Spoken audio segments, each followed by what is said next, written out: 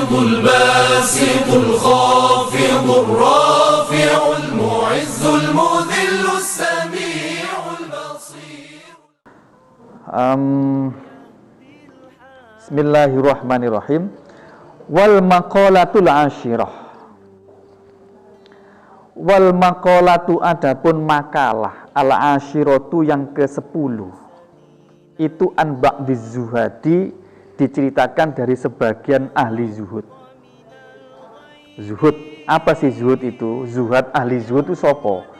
Wahum adapun zuhad, ahli zuhud, orang yang zuhud itu alladzina, orang-orang ihtaqaru yang menganggap remeh, siapa alladzina, ad-dunya kepada dunia, walam yubalu dan tidak memperdulikan siapa alladzina biha terhadap dunia, bal akhadhu bahkan mengambil siapa alladzina minha dari dunia, mengambil qadra daruratihim seukuran keterpaksaannya zuhad, qadra daruratihim seukuran apa?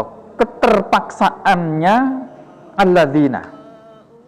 Jadi zuhad, orang zuhud itu adalah orang yang menganggap remeh kepada dunia, tidak memperdulikan dunia, dan mengambil dunia itu untuk dinikmati sebatas kebutuhan daruratnya, tidak lebih dari itu. Itu zuhud namanya.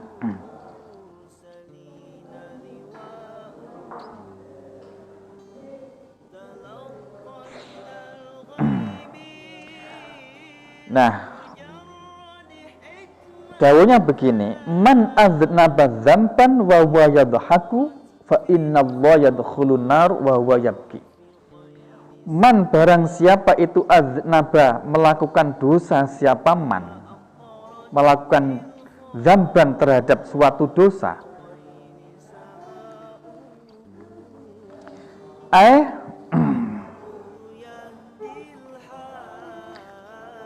hamila yahmalu, tahmalu maksudnya adalah menanggung siapa manhu terhadap dosa, wahwa sedangkan man itu yadhaku tertawa-tawa siapa man, wal halu maksudnya adalah dalam kondisi annau sesungguhnya man itu yafrahu merasa gembira siapa man bitahammulihi dengan menanggung dosa tadi, fa innallaha maka sesungguhnya Allah itu yudkhilu akan memasukkan siapa Allah, memasukkan hu kepada man, memasukkan an-naro ke neraka, wa huwa sedangkan man itu yabki dalam keadaan menangis siapa man. Kenapa li anna haqqahu, karena sesungguhnya haknya man itu ayyan duma, hendaknya merasa menyesal siapa man, wa yastaghfiru dan minta ampun siapa man, minta ampun Allah kepada Allah Ta'ala, lidzalika karena demikian melakukan dosa, lidzalika karena demikian melakukan dosa. Barang siapa yang melakukan dosa, waktu melakukan itu dalam keadaan senang, merasa bangga, merasa senang, merasa nyaman, maka Allah akan memasukkan neraka orang itu, dan orang itu dalam keadaan nangis. Mengapa ya? Mestinya wong nglakoni dosa itu mestinya apa? Getun, menyesal, kemudian menangis, minta maaf kepada Allah, dia malah bangga. Maka di akhirat nanti disiksa sebaliknya. Waktu nglakoni dosa ketawa-ketawa, waktu masuk neraka menangis sejadi-jadinya. Nah, sebaliknya waman barang siapa itu ato'a melakukan taat siapa man, wawa sedangkan man itu yabki dalam keadaan nangis siapa man, hayaan karena malu minallahi kepada Allah Ta'ala, wa khaufan dan karena takut minhu dari Allah Ta'ala, ala takswirihi atas sembrono nyaman. Sembrono itu apa ya?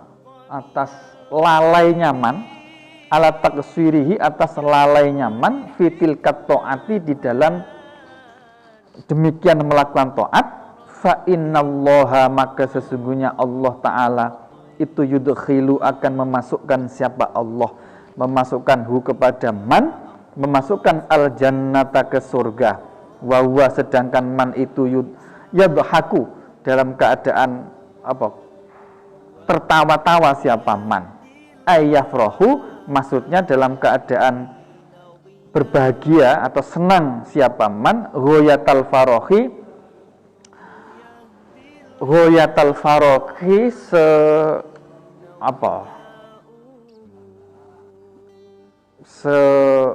puncak-puncaknya kebahagiaan, kesenangan. Kenapa? Lihusuli matlubi, karena berhasil tujuannya man. Lihusuli matlubi, karena berhasil tujuannya man. Wawa sedangkan man, orang makan taat tadi, itu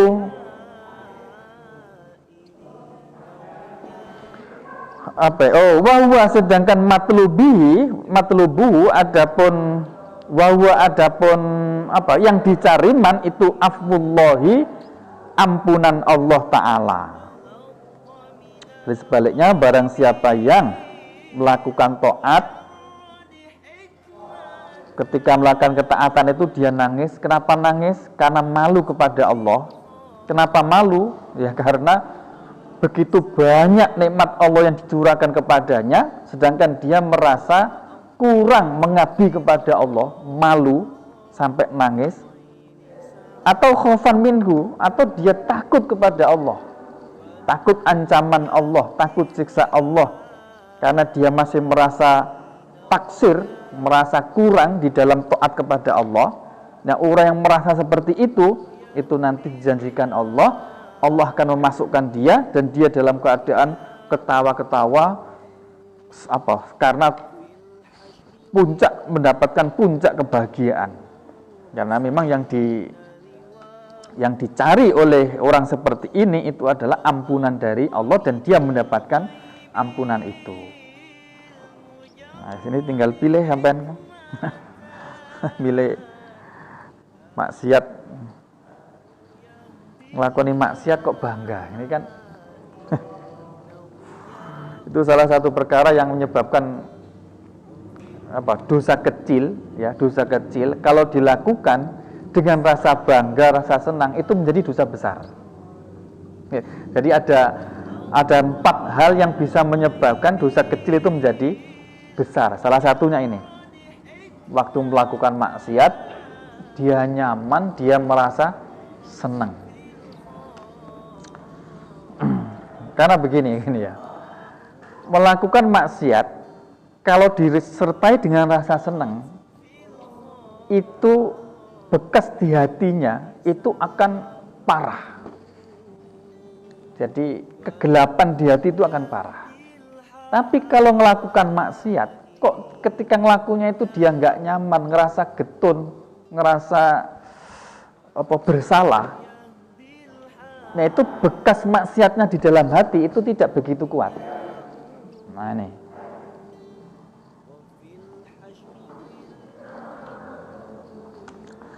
Oke, bismillahirrahmanirrahim. Sudah habis ya. Cukup sampai sini. Ada pertanyaan? Wal maqala al-hadiyata asyar. Ada pertanyaan, silakan.